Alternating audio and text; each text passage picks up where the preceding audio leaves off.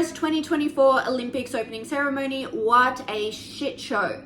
What an incredibly insulting and offensive show of theatrics that was. To bring trans people into the spotlight for what seemed like most of the ceremony. Celine Dion was fantastic. They should have doubled down on that and done a lot more to do with that, showcasing the brilliance of France's artists and musicians and sports people. But no, for some reason, this was centered on trans people and the LGBT community. What a surprise, because it seems like every single event around the world that is in some way momentous has to be all about the trans.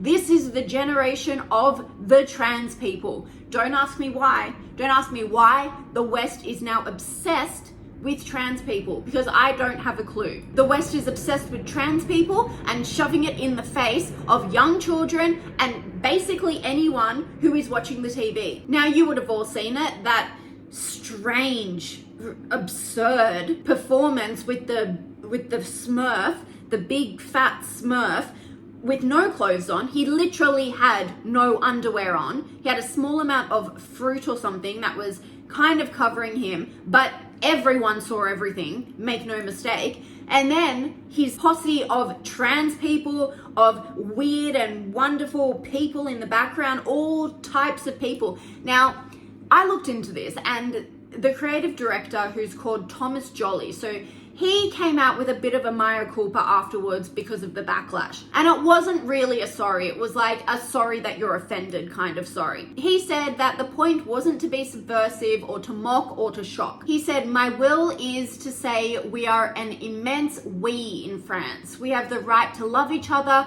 as we want, with whoever we want. In France, we have the right to believe, and not to believe in France, we have many rights."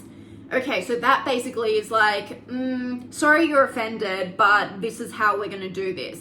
We're allowed to mock people. We're allowed to show naked people on TV, going out to millions, billions of people around the world, pushing France like it's this utopic, free society, laissez-faire society, which it's anything but. It's a laissez-faire society if you're on the left. It's not a free society if you're conservative, because you know what? They happily mocked Christianity. They did it right there. All those trans people were depicting Leonardo Da Vinci's iconic artwork, The Last Supper. They're saying that they didn't do that, but we'll get to that later. Now, the creative director basically said he wanted everyone to feel represented.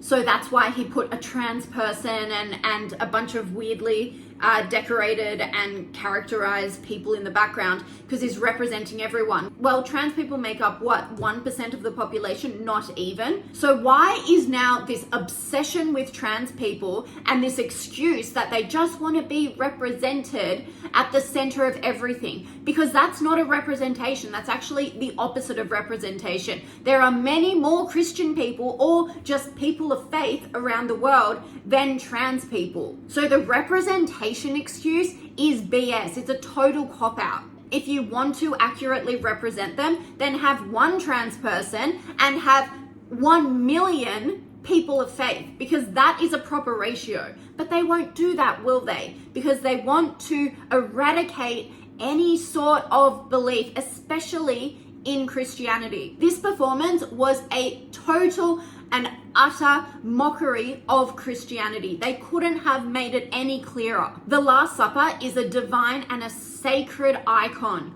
of Christianity. And to put trans people, naked people, grown adults dancing with children in that image, in that depiction of that image, is absolutely disgusting and goes completely against the Christian doctrine. And you know that it's mockery because they specifically chose to put trans people and compare it to the Last Supper. Now, if they wanted to represent trans people and the LGBT community, they could have done like a mini Mardi Gras, had like a little parade of trans and gay and asexual, bisexual, whatever, people walking down and dedicated a part of the opening ceremony to that. Even that, I think, would be absurd, because that's not what the Olympic Games is about. And this is the problem with the West. They just laugh at Christianity. They don't care about the people that they hurt. They have no semblance of reality outside their own echo chamber. They don't realize that there are 2 billion Christians around the world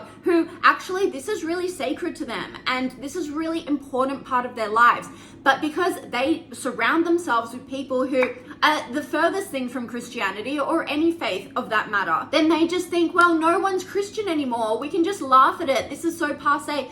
We're going into the future and this is the future. We're going to have a secular future with no semblance of Christianity. Well, that may be the case for them, but it's not the case for billions of people around the world. And to have that lack of empathy whilst also saying we're trying to represent everyone is just absurd. It's also stupid and it's total hypocrisy. And we don't only see it at the Olympics, we see this at every single event. You see drag story time, you see at the Pride events, this trans obsession. And in order for them to push their agenda even further onto people, they need to eradicate Christianity. So you can see that this makes complete sense for them.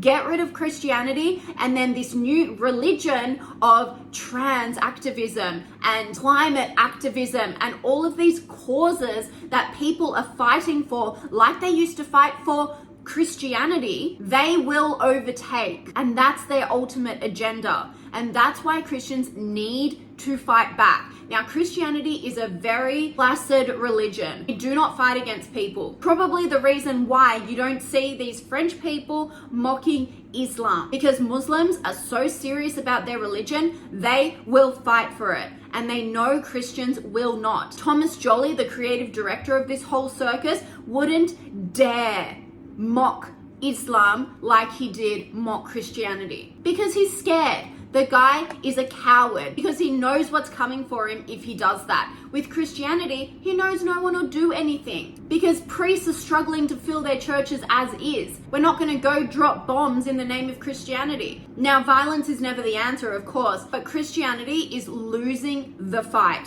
big time. And they need something to come up. They need a resurgence. And I truly think I am seeing it a bit more, but maybe that's my own echo chamber. But I do think there is a pushback because the life of activism of these people on the left, of trans activism and pro-Palestine activism and climate change, you know, it's all these different agendas that they're pushing and they're realizing that they're all so empty and shallow. And I think a lot of young people did try them for a while, probably in their university days and stuff, but then as they get a bit older, or even now with the internet, like listening to motivational people who are Christian and have a lot of meaning in their lives, they are influencing them to come around, because whatever the West tries to replace Christianity with inevitably fails. All these activists just get over it after a while. We've seen that time and time again. Just look at Greta Thunberg. She used to be the climate change warrior. Now she's a pro-Palestinian queen. They just hop on any bandwagon that they can get on for a bit of clout. Now, that's not what faith is about. Faith is the exact opposite. But Christians truly need to step up here and say, this is not okay anymore. And I've been so buoyed by the reaction and the backlash against this opening ceremony that I've seen over the last couple of days. People are really coming out and fighting for Christianity again. And of course you're going to get the people saying this is so ridiculous. This is all a storm in a teacup. But it's not, because it actually has a massive domino effect. And they keep pushing inch by inch. Look at opening ceremonies from years gone by. Look at Athens 2004. That was a masterclass in what an opening ceremony should be. Look at Beijing. Look at even Sydney 2000. All of this before the woke agenda took hold of us. And it was all about the history, the culture, how this great nation was built. And then present day, celebrating the contemporary musicians and artists, keeping it to sport, to achievements, something aspirational, not all of this trans crap that everyone is obsessed with at the moment, but doesn't inspire anyone at all. The Olympics is about greatness and about being your best, not about living in this tiny echo chamber and criticizing anyone who doesn't agree with you and parrot your views. And it's the exact way that the West is going. We no longer strive to be the greatest And that's why the West is being destroyed. And you can see it right here in the opening ceremony of the Olympics.